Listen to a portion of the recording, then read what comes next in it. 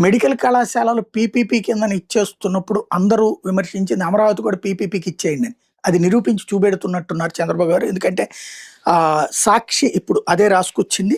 తాజాగా మొత్తం తీసుకొచ్చి ప్రైవేట్‌కే ఇవ్వబోతున్నారు అన్నటువంటి పాయింట్‌ని అందులో వివిధ విభాగాల పరంగా నీటి సరఫరా వాస్తవంగా నీటి సరఫరా ప్రైవేటీకరణ చేయడం అంటే నీళ్ళంతా కూడా స్టోరేజ్ ఇవన్నీ ప్రభుత్వం కట్టేసేసి పీకిస్తే గనక దోచిపెట్టడం. అంటే నీళ్ళని నది నుంచి తీసుకొచ్చి వాటిని శుద్ధి చేసి ఆ శుద్ధి చేసే నీళ్ళని జనాలకి డిస్ట్రిబ్యూట్ చేస్తూ చెయ్యాలి ఇదంతా.